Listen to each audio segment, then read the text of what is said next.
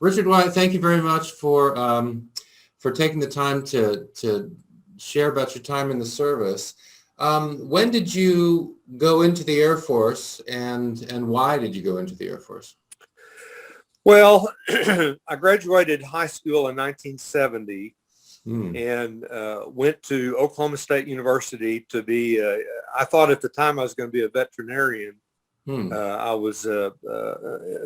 thought I could do large animal vet, and be around the rodeo stuff and all that. Yeah. And somehow my high school sweetheart at the time got pregnant, and I had to drop out of college to support her. And in 1970, they still had the draft, and I don't remember the exact number, but I had a draft number. Remember, you got a number, and it started at number 1, and they drafted, I don't know how many they went to. And Yeah. when I probably had a number of about 50. And when I lost my college deferment, I would have been drafted. And in 1970, 71, those draftees just automatically went to Vietnam, and they were still coming home in body bags. And so I didn't think that was a very good option. So I joined the Air Force. Yeah. And so back then, I think today, if you join one of the services, you go in with a guaranteed job. But back then, one of the first things they did after they cut all our hair, we all had long hair in that time, and they did the buzz cut. That was one of the first things they did. And Sure. And then they gave us a series of aptitude tests, and then they used those to place you. And one of them, not that I could speak any foreign language, but one was a foreign language aptitude test. And if you scored above a certain level, you automatically went to language school. And so that was the case for me. And they, I guess, threw darts on the wall and said, well, he's going to Spanish. And back then it was Russian, Chinese, and Vietnamese. And Right. and so I just got billeted to go to Vietnamese language school. Wow. So we'll come back to that. I definitely want to hear about that and your training. Let's come back just briefly to Oklahoma 1970. This is I don't know what your memories are. It seems like it might be kind of a disenchanting time to enter adulthood. 68, 69, 70, 71. These are pretty rough years for the country. I think the Kent State event is 1970. The anti-war protests are pretty strong at the time. To what extent was that the case where you were in Oklahoma at that time in 1970? I don't think, I grew up in Tulsa, Oklahoma, and it was a tumultuous time in the country. Yes, what was it? The 1968 was the Democratic Convention. Right. Wasn't that in Chicago, and all the riots associated with that? And and the assassination of Martin Luther King and the Tet Offense. Yeah, and all this. And so much stuff going on. And but as a high school kid, I wasn't involved in any of that, and I wasn't aware, other than that was a crazy. And I think it's more crazy looking back on it than it was living it. Woodstock happened in 68, 69, something like that. And yes. One of the I really wanted to go to Woodstock, as every kid in America did. I was more interested in that than what was happening with the political unrest. You were saying a few minutes ago that you took some aptitude tests, and you are identified as a person who might be pretty good with language, although interestingly, you said up to that point you didn't have any foreign language experience, although I guess some people would consider Oklahoman English a sort of a foreign language. But, aside from that, no Spanish, no French, no Russian. And so you go to basic training and then off to language school, is that right? Yeah, the whole training process lasted about a year. It was now a lot of these guys that did linguist type jobs got to go to the Defense Language Institute at Presidio out by San Francisco. Yeah. Well, I got to go to Fort Bliss in El Paso, Texas, and fight the sandstorms and all that. And that lasted about 9 months. And then there was a series of radio school. And then, as we'll get into the missions eventually were over the Gulf of Tonkin. So anybody that had flight status like that, you had to do basic survival school, water survival school. They had a high altitude pressure chamber you had to go through. And there, from Homestead Air Force Base in Florida to Beggs Field. No, that one, I'm sorry. I don't remember the name of the place in Texas, to Fairchild Air Force Base up in Spokane, Washington. Yeah. And then eventually jungle survival school over in the Philippines even. So, wow. Yeah. And then we'll jump ahead a little bit, and then I want to go back and hear about your language training. And then eventually to Okinawa, and it's from Okinawa then that you're flying the missions over the Gulf of Tonkin. Yeah. So after all the training, the base was Kadena Air Force Base on Okinawa, and my wife and child now lived in a little concrete like Quonset hut off base, and lived there for 3 years. And the as we have talked earlier, the unit was the 6990th Air Force Security Unit based, and it's kind of a dual thing. I mean, that was the guys on the back that were doing the listening, and then we flew on the platform was the RC-135, which the planes were based in Kadena, and the mission was, the term was Combat Apple. Combat Apple. What is that about? Fill me in a little bit on that, Combat Apple. So the missions we would the RC-135 is similar to a KC-135 or a C-135. Those, the KC is the tankers, the C is just a cargo plane, and the RCs have a real long nose, and then on the back, the center of the plane, there's probably 10 or 12 positions where some of this would listen to the Vietnamese communications, and then there was always at least one EWO, electronics warfare officer, on board as well. And Combat Apple flew 24-hour missions. You're 12 hours on. I think, as I recall, it probably took a couple hours to fly from Okinawa to the Gulf of Tonkin, and then you're on station for 12 hours, just flying up and down, and listening and collecting intelligence, on ground troop movements. And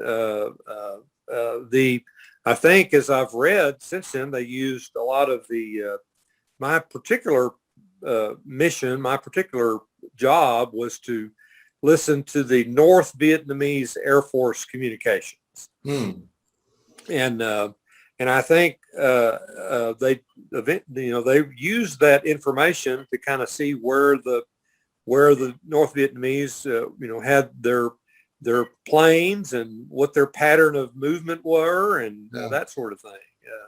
Well, we'll come back to that. So you just said that you're listening into North Vietnamese communications. So let's go back to language school. So when you're in language school, are you focusing on learning a particular dialect of Vietnamese? Because of course, North-South Vietnamese are, they have some pretty significant differences. Did you focus on North Vietnamese then when you were learning Vietnamese in school? Yes, yes. The language school that we went to, I don't know if there's others or not, but it was all taught by by North Vietnamese instructors. And you're right. You you chided me for my language skills being from, and it's worse than Oklahoma. I was raised, I was born in Texas Okay. and then raised in Oklahoma. Now I live in Arkansas. So I have, this crazy dialect nobody from Chicago or New York can understand. Yeah. But Vietnamese is even worse. The difference, like you said, between it's almost like a different language what the North speak versus the South. And the instructors, it was very interesting, were a lot of expatriates from North Vietnam that fled, when the bad stuff started happening over there. And a lot of them were professional people, or even had been people who were, kind of landed gentry or the like. Yeah, we didn't really learn the South Vietnamese version of that language at all. So tell me about the school. Was it full immersion? Were you prohibited from, after you get the basics, are you prohibited from speaking English? I mean, was there any sort of emphasis on conversational Vietnamese, or was it all focused on the sort of stuff you're likely to hear from military sources? So in other words, by the time you're done, the Vietnamese words, I'm guessing, for, various weapons and troop movements and things like that. But of course, that's different from going to a restaurant and ordering a bowl of soup. Yeah. Well, When you left, what could you do with Vietnamese by the time you're done with your school? Well,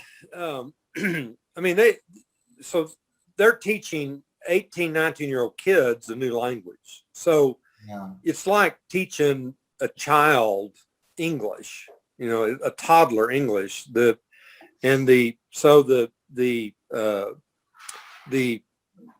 lessons were very rudimentary. It would be, and that was 40 years ago, or 50 years ago. It was a long time ago. Mm-hmm. So I don't have a vivid memory, but the lessons were things like, in Vietnamese, you would learn how to count like you did when you learned Spanish when I was a kid, uno, dos, cuatro, cinco, seis. Wow. It would be mot hai ba bon nam, the how to count from 1 to 10. And then, some of the lessons would be, kana nhỏ, kana tall. This is small. This is large. Yeah. Very simple things like you'd be teaching your toddler how to speak English. And then you just, over 9 months, you built upon those rudimentary lessons into, they had to teach us all the same.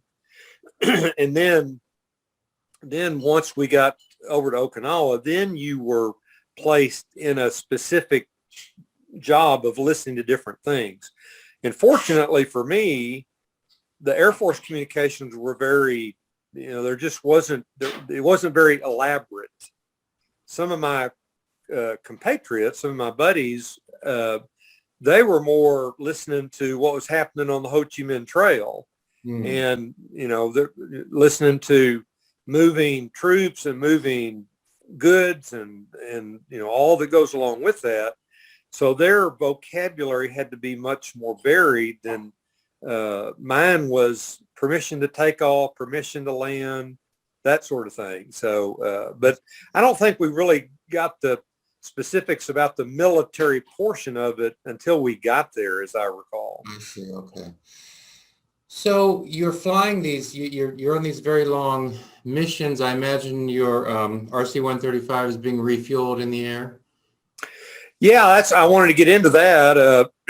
Yes, so the missions last at least about 16 hours. And so mean, that's way longer than a 135 can stay in the air. So you had to refuel on most missions twice. Wow. Yeah. And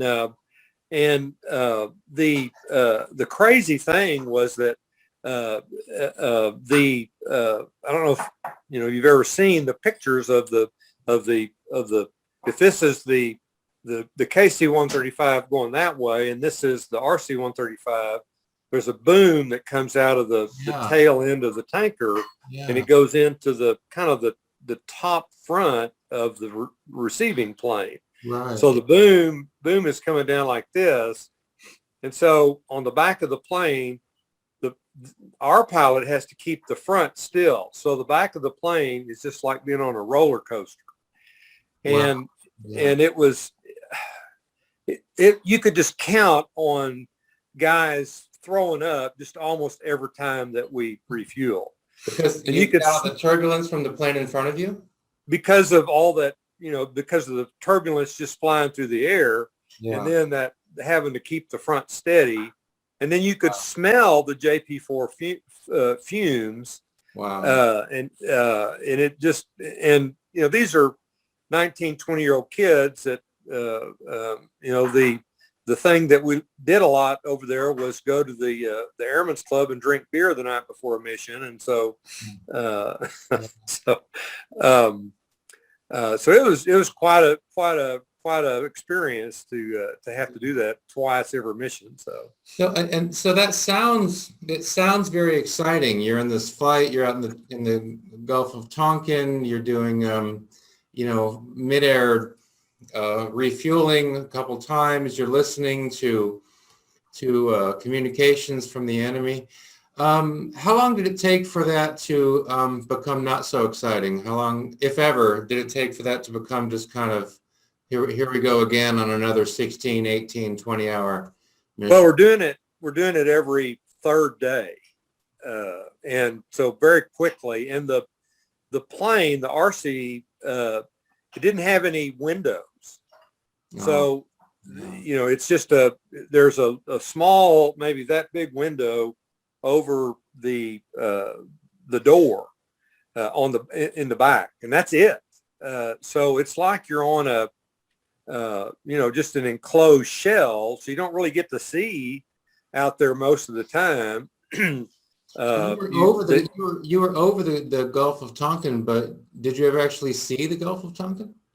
Oh yeah. You could look out, the little porthole there and see it. Oh, I see. Okay. Yeah. And occasionally you could even see evidence of firefights, of smoke and stuff. I mean but most of the time you're just sitting at your station. Because of the length of the missions, there's two people for each position. So one would be doing the job while the other one was sleeping. And what did 19, 20-year-old kids do when they can? They sleep. And so most of the time we just spent where you didn't even know what was going on outside. Yeah. I'll set this next question up this way. I served in the Navy. I served on an aircraft carrier just one deck below where the planes landed, and the noise was just astounding. But yet we got to a place where we could sleep through it. On these long flights, these long missions, you just mentioned the incredible turbulence, especially when you're refueling, that's when it's worse, when you're refueling. Did you get to a place where you could sleep through that as well? Well, you couldn't sleep through refueling. When they refueled, you literally had to get each position. You had the chair, if you will, there's a parachute there, and then during refueling, you had to wear the helmet. You had to get kind of prepared if there was an in-flight emergency to ditch or whatever. So you couldn't sleep through it. Oh, so and I agree with what you said. It was very noisy. Those planes do not have very good insulation, both for noise and temperature. So it was cold, and they did provide these really heavy duty sleeping bags. And so I think but it was a constant noise. It wasn't a coming and going. Yours on the Navy was, probably planes landing and taking off, and it was very intermittent. But this was just a constant noise, and I think that set me up for I cannot sleep without white noise today. Some kind of, and you have an app on your phone now for the white noise, and we just but it was cold and it was constant noise, so we slept really well. Yeah, but although if you're 2 hours into your sleep, if refueling time comes, you have to get up. Yes, correct. Okay. Do you have a rough idea of how many missions you flew? I don't. I've been asked that before, and like I said, it was every third day for 3 years, basically. So now let's say roughly 80, 90, 100 in that area, something like that. Yeah. Now, as part of your training, you had your language training, but you also said you had your jungle survival training, which you did in the Philippines. You had your going into the water training. In any of these missions, did you have any precarious situations that arose? Well, I have one story. The interesting thing is that the North Vietnamese, and of course the South, the Viet Cong didn't really have an air force, so it was the North Vietnamese Air Force. And for some reason, they didn't fly over water. They didn't like to fly over water. And in my specific job, one of the jobs, the main job, was to listen to see if we were going to be attacked. We would start listening, this permission to take off, and then once they're in the air, you're listening to the North Vietnamese planes talk to the ground support people. And one time in 3 years, and they would talk about us. They would talk about Combat Apple, they would note us both both on radar and then visually. And one time, a MiG took off from someplace up by Hanoi, and then the EWO, the electronic warfare officer, and I both are noting that he's headed towards the Gulf, and then we start hearing that he's over water now, and then I think when he started saying Combat Apple visualized on radar, then both I and the EWO is talking to the pilot, saying, something bad might be happening here, guys. And so he immediately took evasive action, where I think we probably flied at about 36,000 feet. And the pilot immediately put the landing gear out and put out full flap. So it just kind of dove. Wow. And then got down to like 1,000 feet. And then he just, started doing a zigzag kind of thing. And, wow. And I don't think we were ever in significant danger, but it tightened my sphincter that one time. So I hear you. So you go into the Air Force in 70. You've got your 9 months of language training. You've got all this other training. So I'm guessing you're not flying missions until about 72, right? When you're flying. Yes, correct. Yeah, I was on Okinawa from 72 to 75. Yeah. So by this point, of course, our last troops are out of South Vietnam in 73.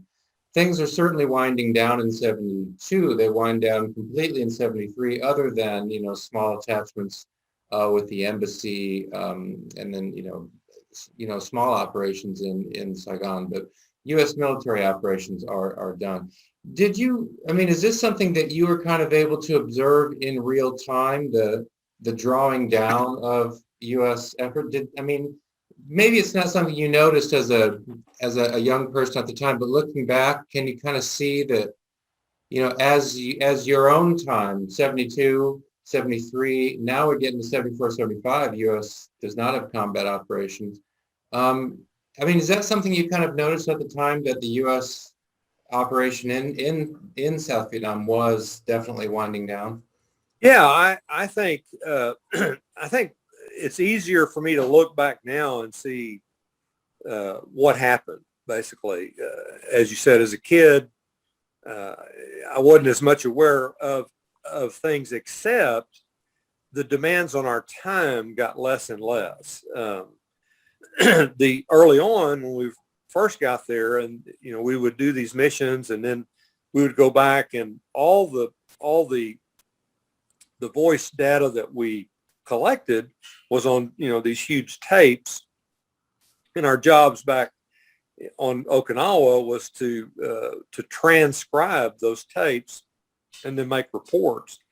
And it just all that stuff that happened on the ground, just the demands got less and less until, I don't know how long this lasted, but the last, I imagine 6 to 12 months, we had a lot of downtime. We would go to the gym and play basketball for 2 and 3 hours at lunch, and I mean, we still did the missions, but it just wasn't as critical anymore. And Sure. Now you're still doing missions 74, 75? we did missions until I left. We did, as I told you before, we were in the air April 20th, 1975, the fall of Saigon. Yeah. We were in the air during all that. And I think, I don't remember exactly when I left, but I got out of the Air Force in June of 75. So it was just fairly quickly after that. Yeah. Wow. Did you know at the time? I mean, you're listening to what you're listening to. As the events in Saigon, April 30, 1975, when the North Vietnamese take over Saigon, were you aware that was happening at the time, or is that something you learned about later when you got back to? No, I think we were aware of that. Yeah. Oh yeah. Wow. Yeah. Did it have any impact on you at the time? Because again, we've said combat troops are out of there by 73.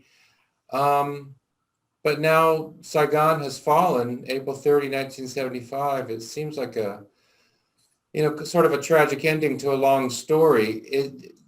Did that strike you at the time, or was in your mind just another day?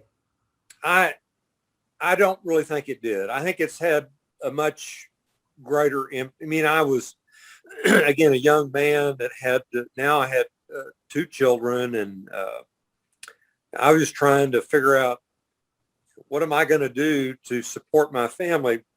What am I going to do education wise? And I think I had much more selfish issues going on than what's happening, with America's involvement in Vietnam. I mean, I was on a mission myself to either get out and to become a pilot myself. I really wanted to be a pilot. Or I had kind of changed and thought that I might want to go to medical school, and obviously I chose the latter. And and I said earlier that my experience was such that I owe the Air Force a ton of gratitude, because when I got out, they had the old GI Bill. I finished up undergraduate, and then they even started my medical school, and I got a Air Force scholarship to complete medical school. And then after medical school and residency, I went back in as an officer and did some time as a doctor in the Air Force. Oh, right. How many years as an officer in the Air Force? They paid for 3 years. This particular scholarship program paid for 3 years of medical school, so I only had to go back in for 3 years. Okay. But you start off as a captain, is that right? After all the training and all that. Yeah. So I've been an airman basic in 1971, and now whatever the year was, 81 or so, I was a captain. When I got out, I was a major. So you are a Vietnam veteran, of course. You served during the Vietnam War. You're involved in military operations. When you see the guys, at the store with the Vietnam veteran hat and that, I don't know if you do that yourself. Kind of the guys who are on the ground. You are a Vietnam vet. Do you feel like you're able to identify with those other vets who wear the hats, who wear the vest, and that sort of thing? Well, yes and no. I mean, I almost feel guilty to this day that I got combat pay, because I was in country, if you will. I mean, I was in the air close enough. But as I said, I had one episode in 3 years we were there that we felt like we were in harm's way, but we really weren't. So so I those guys, a lot of the other men that you've interviewed that were on the ground, and that it's horrible, and I can't imagine what they went through, and I'm so thankful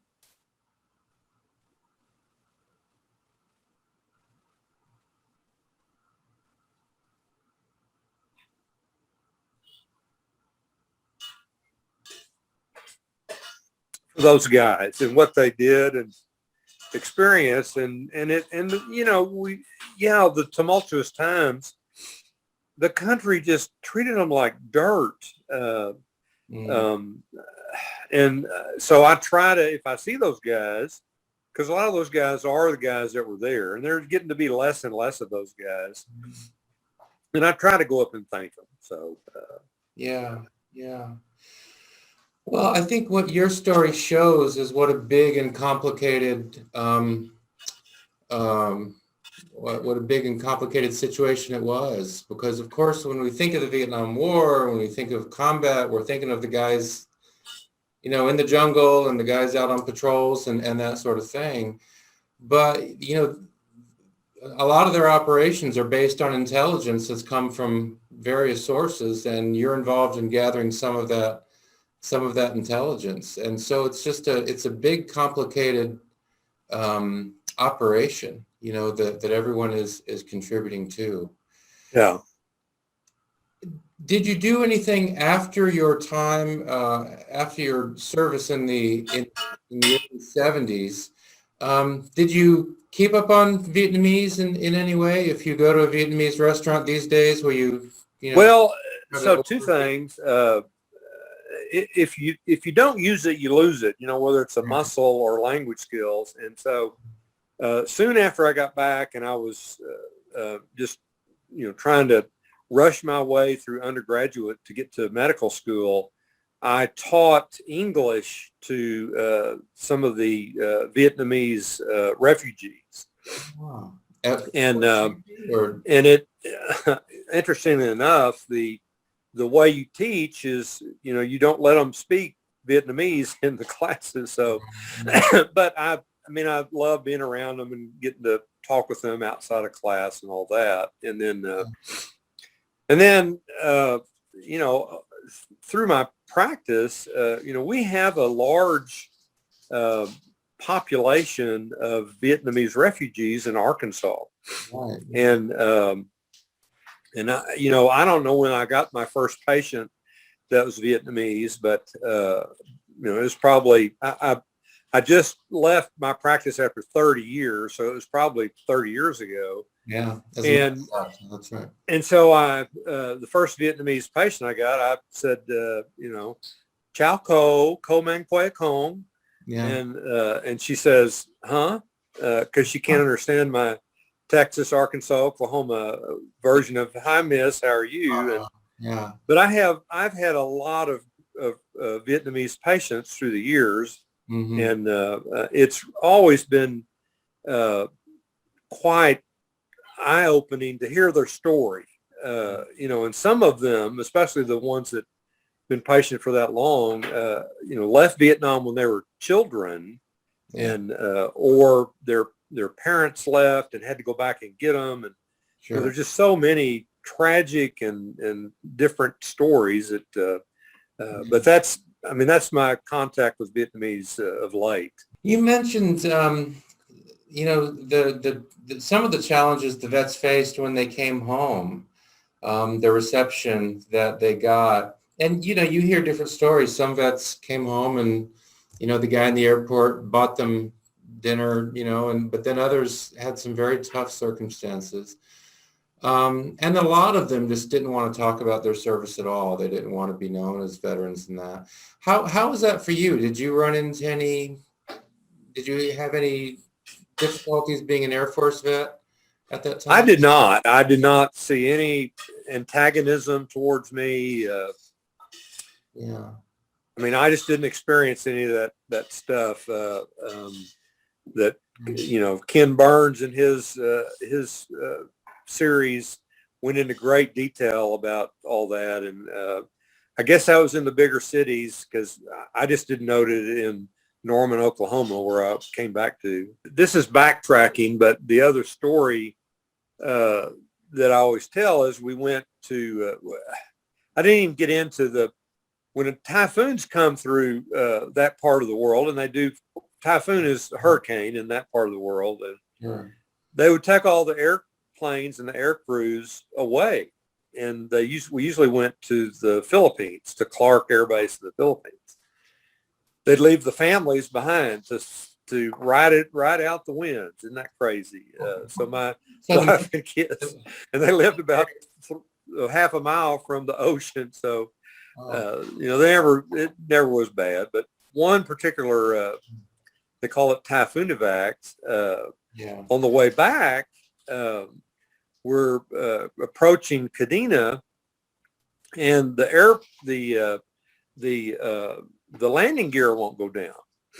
Oh. And the pilots have done everything they can to get the landing gear to go down. They can't get it to go down. And on the Typhoon evacs, we did have crew chiefs that flew on the planes with us, and normally you didn't. So they were getting us all prepared to have to ditch the plane.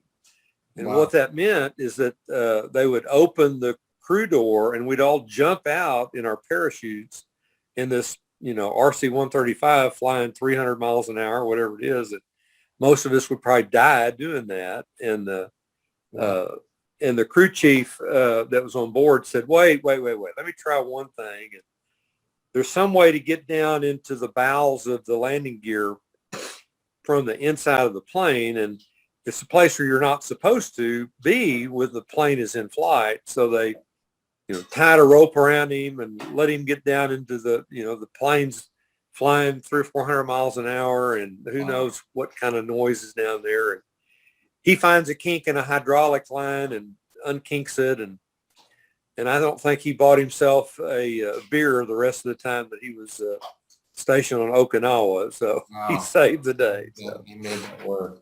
Yeah. Wow. So when they would evacuate the planes because a typhoon is coming in, and so you'd go with the plane, but the family stays in Okinawa and rides out the storm. Isn't that crazy? And it'd be like one big party at Clark Air Base. They didn't have enough billets on base. They'd put us all at these hotels off base, and they'd have luau's, and they'd bring in bar girls from outside of town, and while our families are having to suffer through. If I put you in front of a group of students today and just said, what do you think that these young folks should know about the Vietnam War or about the Vietnam era? You're in high school in the late 60s, graduated in 70. This is a pretty tough era in American history, and the Vietnam War is part of that. What do you think young people today should know about the war, about that era in American history? Wow.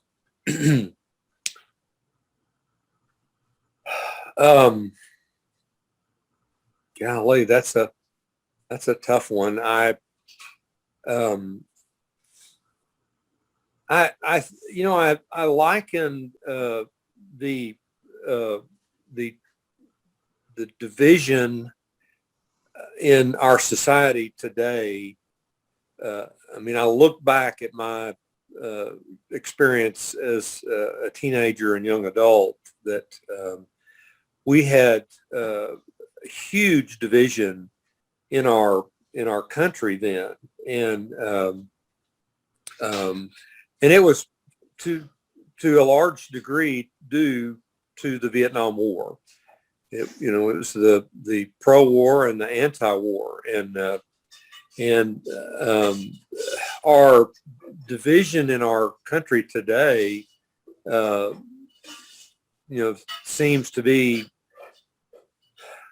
there's different. It's race, it's conservative versus liberal, it's multi-fronted, and I don't know what healed us. I don't know how to tell young people today that we need to get through this division some way, like we did at the time. I mean, maybe the end of the war is what eventually healed the division in America at the time. I mean, we can't end the race, or, our difference in races, but